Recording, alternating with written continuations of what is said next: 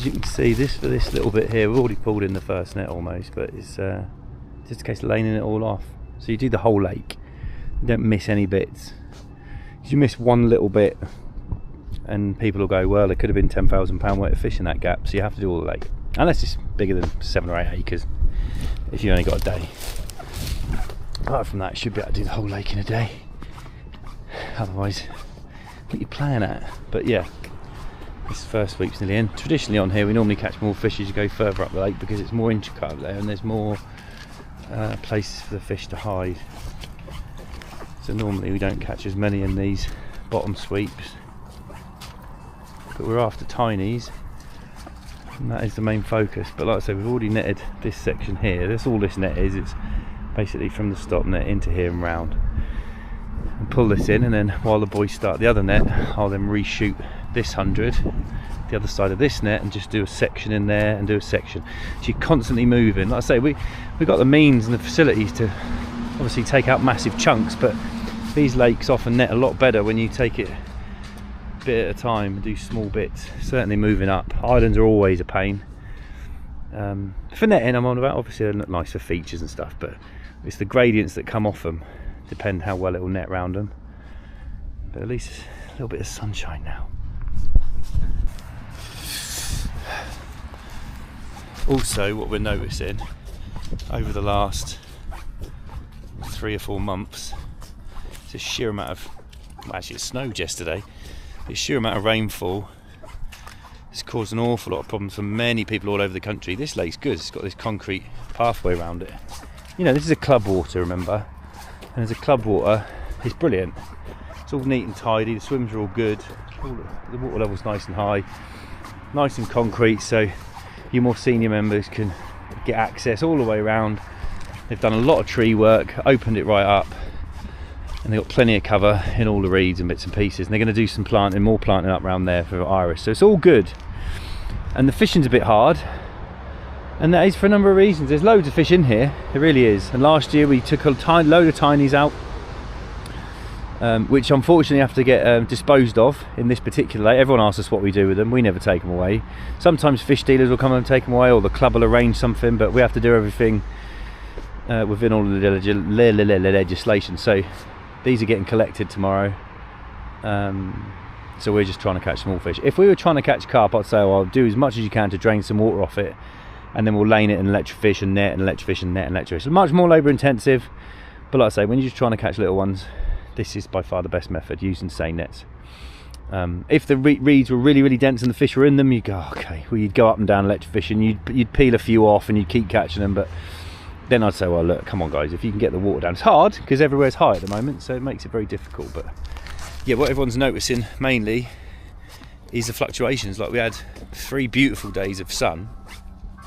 Today's not looking too bad, but the temperature's all over the place. It's gone -6 to 6 degrees at night, this is, in 24 hours.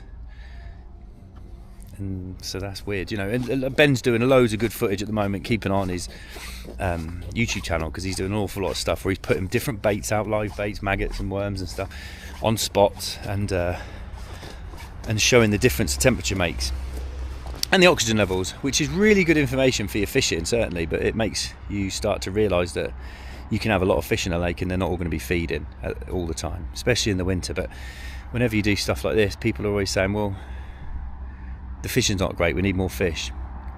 And then when you net the lake and you show them there's lots of fish, and they're scratching their heads going, well, why isn't it fishing? There's always reasons, but a lot of them are out of our control. A lot of them are down to environmental factors. That's why we preach so much about the things that are in our control, because if you can nail them, things really do improve. Let's see what's in this first net. Yeah, so basically last time, I don't think we did much filming last time, but this rings very true with Bream of what we've been seeing this winter, well, for many years, but certainly this winter, where we go once and crop tons of tiny little bream. This is only the first sweep, not normally the most productive, it's normally better up there, but straight away we're seeing more and more fish coming through of different bream sizes. Now you could argue and say, well, they're probably just different fish you didn't catch last year, but this is only the first net. So last year we were catching tons and tons of bream like this. Obviously we don't catch them all, but by making some space, these then fill into that space. And it's uncanny how often this happens. Eden Bridge, just before Christmas, classic example. people worry. They go, oh, you're taking too many tinies out. We don't want to take too many out. We want everyone to catch more fish, but we have an understanding of how to achieve that, which will differ from a lot of anglers, and it's always about being looking long term. So this is what everyone wants. You can see the cormorants are grabbing hold of one or two of these, and maybe the pike are, but you want fish this size, and there's loads of them in here, and I'm pretty convinced there'll be a lot more that size than there was last year. So that's the whole point of doing it, and a lot of anglers won't get that, and they'll argue why we're doing it again, but this is why. So that first sweep, it's about £150 of predominantly bream in there, and we're very pleased to see those. Definitely, we put a lot back last year, but there's definitely an improvement in 12 months, which, you know, we do say that it takes a year and you'll see a difference. And going on that, evidence is a good start. So I've just put a little stop net in here. We've shot another 200 metres up there, 175, and another 100 up there. So sort of laning it off as we go, pulling this one in. So this is only going to be the second sweep. And like I say, it's very deep margins, but you just keep plugging away, and it's important. If you've only got one or two nets, that's not enough, unless you're only doing it for free or voluntary or whatever. But you need plenty of gear to do this. You can always luck out and just do a few sweeps, which, don't get me wrong, as a club you should have a net ready. Just do a few sweeps, it doesn't hurt, but you're never going to gauge what's in it, because if you do a sweep and you don't catch anything, you know, and it can take people a long time to pull one net in, and then the anglers will go, well, there's not enough fish, let's buy some more.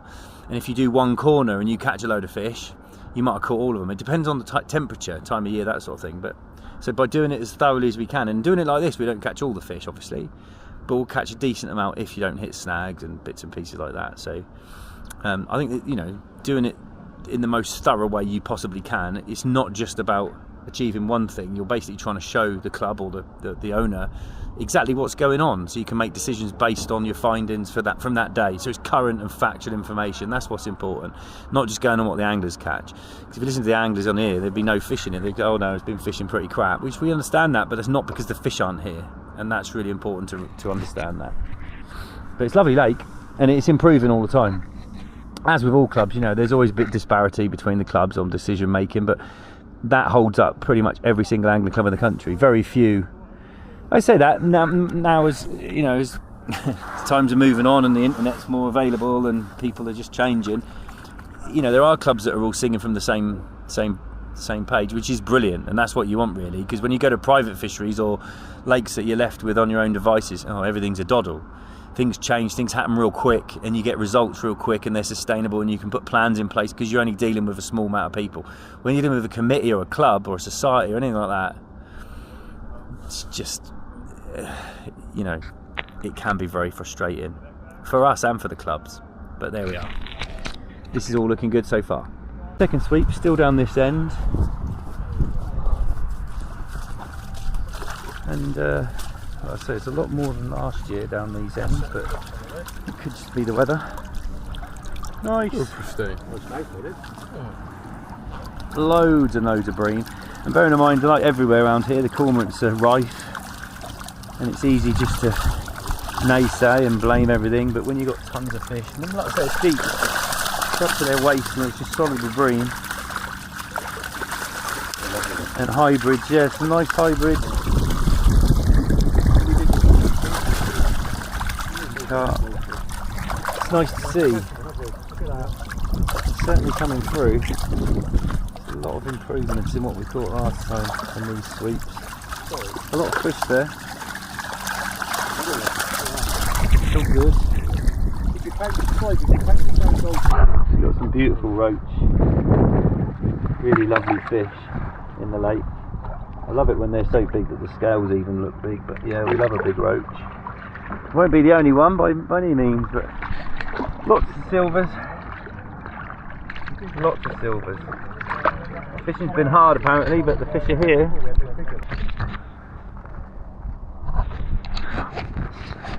I'm going to try filming this. I don't know if it'll work. Like a bird's eye view of me shooting a net. Although it's very uncomfortable because it's under my chin. I can't really see much. But basically, you've got to go as close as you can to the other net, which is just to the right here. Ignore this a little bit, I've already splashed this.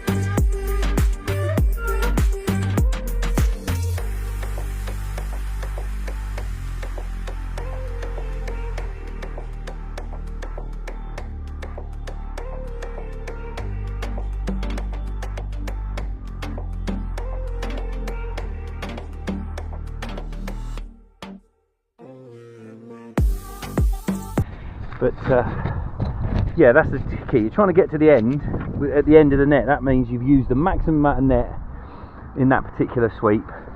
You don't want to be left short, because that's embarrassing for one, and you should know better for two.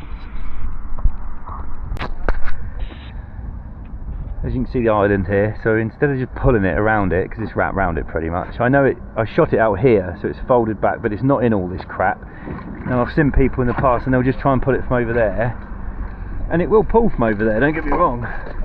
They're pretty robust, but if I start doing that, it will pick up every little bit of crap.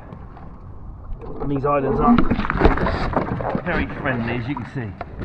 They're massively undercut. Which game? Fucking hell. Oh my god. I wish I could send the camera under there, but you wouldn't see anything anyway because you can't see. But I can't get my leg to the... Can't get my leg to the back of it. Fish scales it. Oh Christ, yeah, that's just a haven under there. I'll stick the oar under there so I can show you. Which, you know, people say, yeah, but the little ones can hide under there. It's like, yeah, they can. And I'm all for that, but eventually, it's... Excuse my French, that goes under most of the way of the oar. That is going under.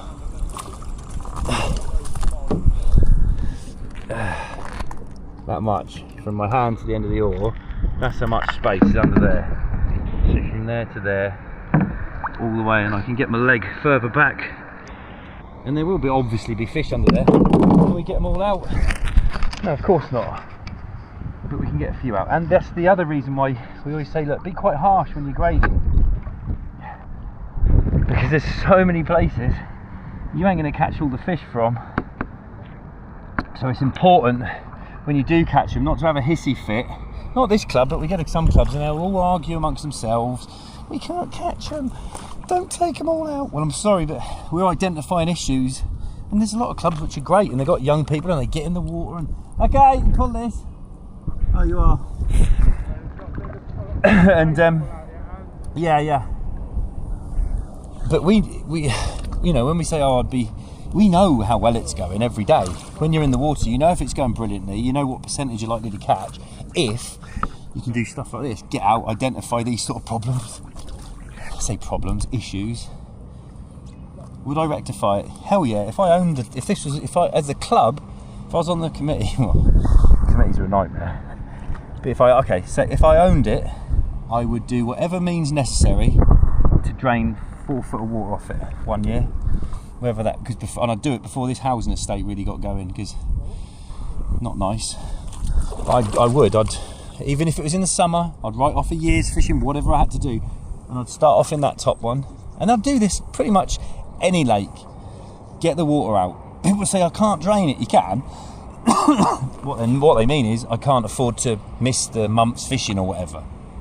Well, that's a different story, unfortunately. And again, I think most of the time it's quite narrow-minded. You can always pump, siphon. You can, if you're lucky enough to siphon, that's a godsend. But you can always pump water out. All right, there's parts of the country where it's very difficult. Not saying that, but it makes such a difference. You can get the water down. You can do a lot of work, a lot of useful work. You can manage your banks, sort any undercuts out, get any snags out, or you know, put in fish refuge, whatever you want to do. But for me, it's about getting it down, finding out what the issues are going on that you can't just figure out when you're netting, like in that other lake where we're getting snagged, and if need be, get a digger in there. Those things are expensive, but long term they can transform the way a lake fishes, like they really can. And we know this because we see it time and time again, and we've done it ourselves time and time again. And the same with these islands, you know, if you took enough water off the bottom of these, it's a lot of work to get it low enough to get a digger out here. I'm not saying that's not a bad idea, but you could certainly come out with a spade and get rid of that undercut by hand. Yes, it's a lot of work, but look at what you've achieved. You've then solved that problem, and then while you're there, you just, I reckon 2 days on this island, 1 day tidying it up, strimming it down, flattening the undercut, 1 day planting it, and then instead of an undercut margin, which is, that's why that tree's leaning, that's why the whole thing's going to start to subside and eventually disappear. I've got photographs of islands where we've visited lakes time and time again over the years, and they're just disappearing because of erosion. Same on banks, when trees start to fall in, people go, oh, the trees are protecting the bank. I don't agree with that. I think when the tree goes, it rips up the bank, and then you notice the problem. That's why you should never plant trees anywhere near a dam, on a dam wall or anything like that. You're just stupid if you're doing that.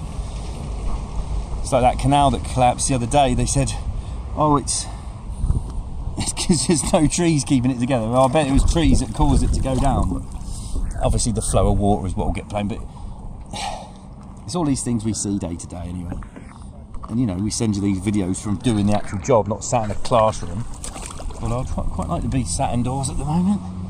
It's just a wee bit nippy, but it's all good. But like I say, when we catch these fish in these nets, and the clients are like, oh no, we've got to put loads back. There'll be loads under there. You can feel them with your feet. I can't. You can chase them out and get as many as you can out, but it's about as much as you can do. So basically, we're just putting this across here, and we're going to land this net in there, and then we just keep going. But at the moment, we've caught a lot more fish than we did last time, and I put that down to the fact that they've actually gone and got those snags out the top left-hand corner, which I'll show you later. I don't know if we've got any footage from before, but there was 2 or 3 massive trees that were knackered anyway, and they were right in the corner of the pond, and they took them out, which caused uproar. I don't know what, a couple of knackered old trees, but what that's done, and what it does do, and one of the reasons why we tell people to do it, is especially on lakes where they have matches, is it moves the fish around. That's what it does. And you've got to look at the evidence, and today, certainly, this is the first time we've caught this volume of fish up this end of the lake. We've caught 500 pound of bream up this end of the lake. Normally we catch 100 if you're lucky, and a few bits and pieces. But they really like being up here at the moment. You could argue that it's the weather. Yeah, you could, but we've netted it when it's similar to this, same time of year. But without a doubt, the one major difference is 2 massive trees have been cleared from that top corner, and the fish are more widespread, which to us makes perfect sense. And that's kind of what you want if you're having matches and whingers on any water. You've got to try and keep them happy. It's bloody impossible. It really is impossible to keep them happy. But yeah, everywhere around this island. Wow.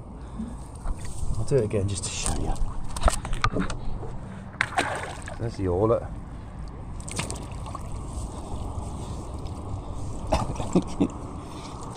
And it goes under the same amount, so yes, this much undercut. So it goes under that much, which is just over 3 foot. And there's nothing stopping a cormorant swimming under there, to be honest. They're not that stupid. Yes, just over 3 foot undercut there, all the way around that island. And the wind will start it, and the fish will keep it going, and yeah. And you can rectify it, but most people don't. You just dig it and forget about it. Around where my feet are is rock hard, because the fish are keeping it nice and hard, because they're just swimming around here feeding, obviously. This is what they love to do, and they will be spending a lot of time under there. So yeah, and you'd want to put a bait from that swim, obviously, here. This is why features are amazing. But then you can make these features just as good on the margin by doing exactly the same there. Remove your undercuts, plant suitable vegetation. Pretty straightforward. That little bit there is what's caused the drama, where you can see that's all tidy along there now. There was 2 or 3 massive trees in there, and they were dead and dying and knackered, and they were in there, and whenever you went anywhere near them, it's rock hard underneath, full of fish, absolutely full of fish, and fishing line and stuff. And I said, well, I'd just take them out, just get them out. But the club said that a few of them didn't want to do it, and they were moaning because apparently it's going to ruin it or something. But that's the only difference that's changed, and now we're catching fish down the other end of the lake. And it in my opinion, is why it will make the fishing better. People say, oh, but you know, we should leave these things in its habitat. I'm like, yeah, I do get that, trust me. We spend most of our summer planting 30,000 plants every summer for that particular reason. So we're all about understanding and appreciating all different habitat for various different flora and fauna, etc. But these are fishing lakes. This is an angling club water, and you're trying to make the fishing as good as possible. To do that, if there's areas where the fish just sat under there, then obviously these swims, you think, well, they'll be good swims. But then if people are losing fish under there, and the fish are just sat there and nowhere else. And to be fair, they were the only two real big trees in the water. There's nothing else. It's just reeds everywhere and undercut banks. So, you know, they were the two places, and we'll get them out then. It's not like short trees. You know what I mean? So, and if you're that worried, plant a few more somewhere else away from the water. But that's made a positive difference. And then they're going to plant all that with iris, and it will make a big difference. End of. Makes the fishing safer. It's a fishing lake. It's predominantly a club water where they do have matches. So, and from what we've seen already this morning, the bream have improved since we did it last time. It was only a year ago, and they're moving around the lake more. There's always cormorants. People say, there's always cormorants fishing. There's 4 or 5 took off this morning when we first got here, and we always try and get here as it's getting light, so you can see these sort of things. So, you know, all these things are what happens. But for it to cause rifts in a club, it doesn't surprise me at all.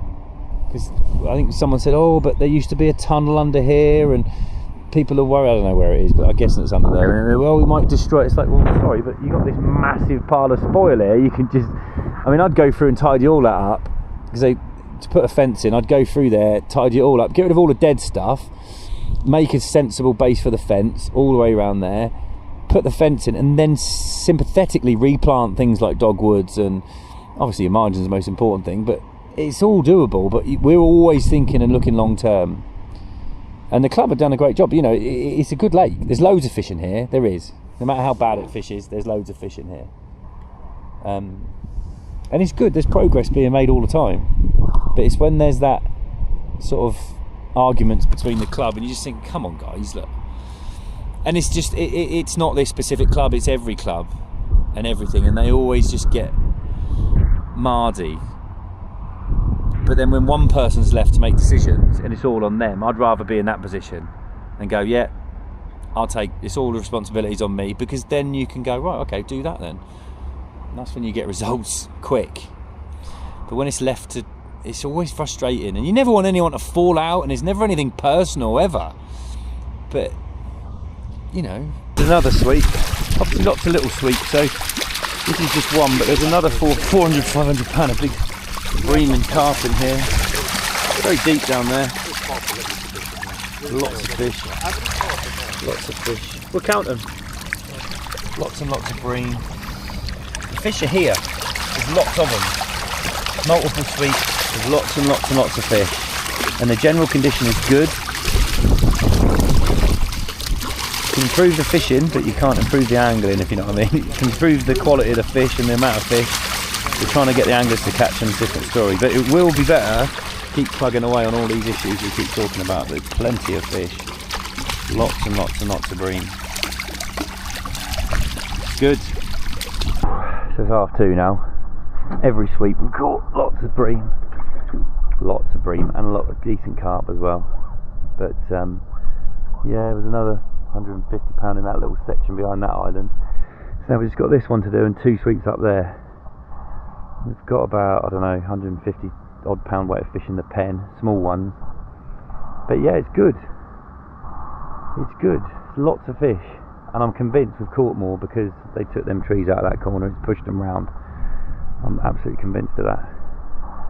It's pushed the fish round more, which has meant we've caught more, because that was an area which was just holding fish unnecessarily, in my opinion. But the fish look good, man. There's lots and lots of bream in here. Needs people to adjust the methods. It's a tricky lake to fish because it's all over the place. So many places for fish to go, undercuts everywhere. But you just have to adapt your angling, adapt your methods. But it's a cheap club to fish. Really nice, well kept. You can get all around it. Good swims. You know, it's a lot going on for not a lot of money. It's a good place to fish.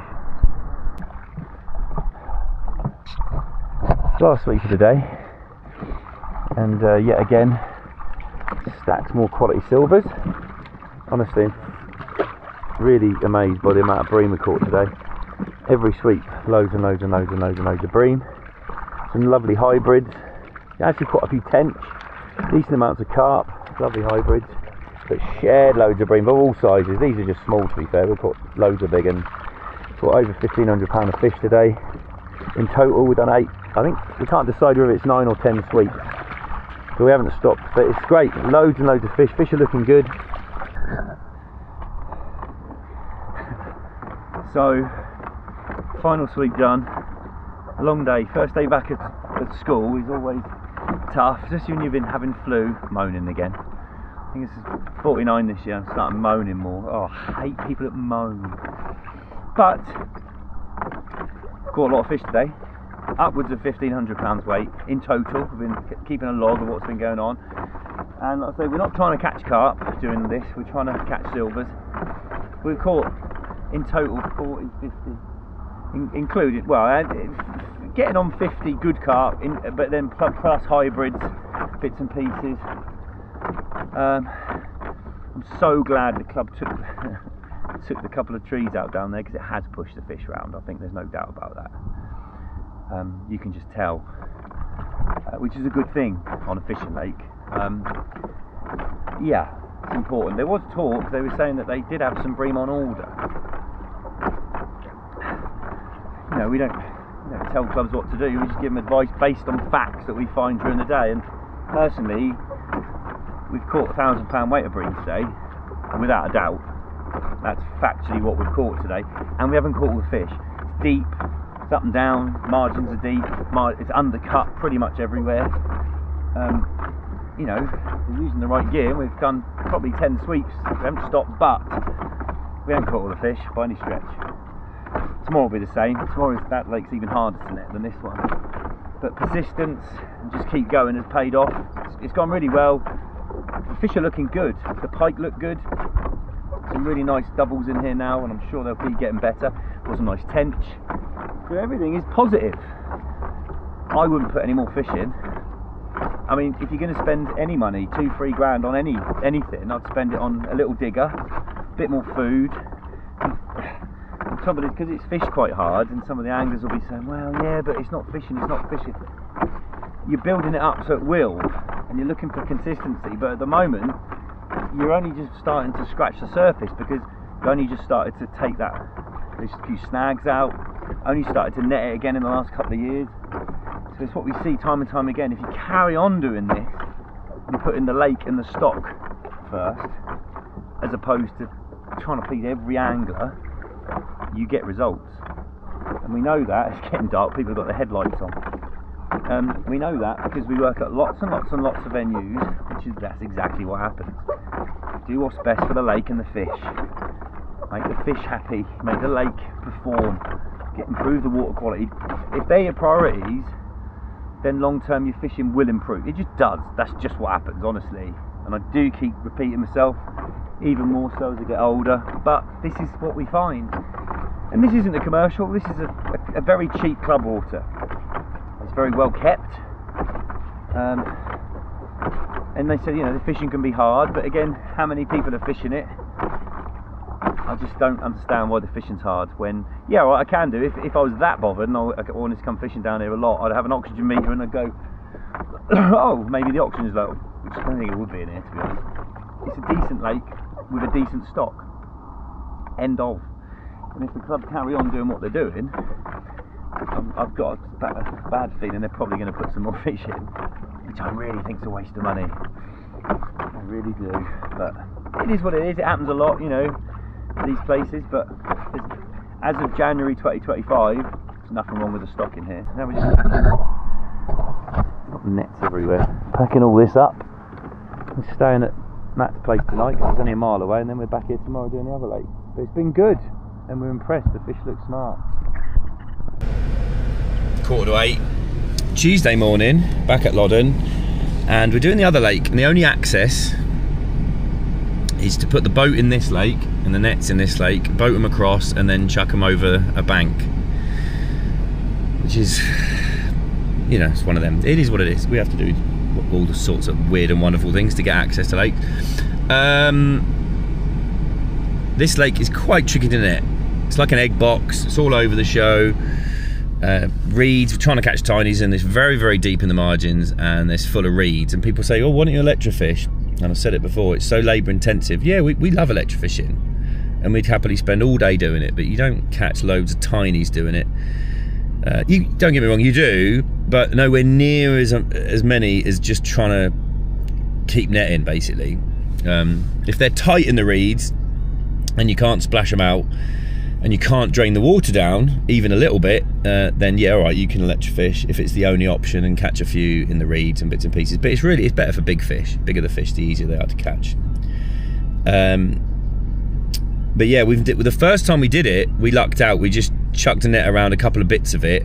We always try and net the whole lake. It's not massive. It's about 2 and a bit acres, something like that, I guess. And we caught some massive roach. I've probably got some videos somewhere from years ago. It was quite a few years ago.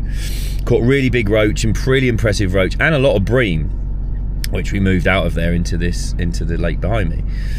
But that was many years ago, and we just lucked out. We just got the net around them, and luckily there was no snags and bits and pieces. And then last year we went in there and we caught enough to make it worthwhile. We caught a fair decent few bins, but it was a nightmare. We ripped nets, and there's like a long bar that goes across it. They're all brick pits, and yeah, all sorts of issues. It's just very difficult. So then this time we're gonna, instead of trying to take too much on, we're just gonna do it almost like, we know where the snags are and we know where the bits and pieces to avoid now, because we've done it a couple of times. So we're just going to keep doing 100-metre sweeps.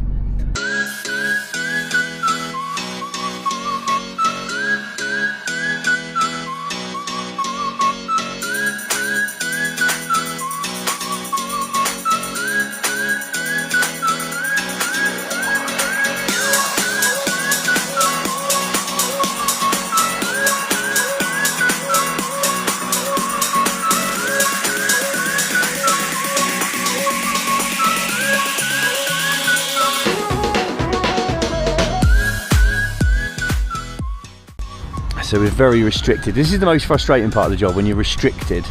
It's very deep in all the margins. We've ripped nets here before in that corner when we had a load of fish in the net. It's very snaggy. They call it snaggy anyway. That corner over there is really snaggy. It's all up and down. We rip nets. It's like an egg box out there. Yeah, it's not easy, but we're still here. Yeah, it's rubbish. You can't really get in anywhere because it's so deep. And snags are plenty, but hopefully we can still get a few fish.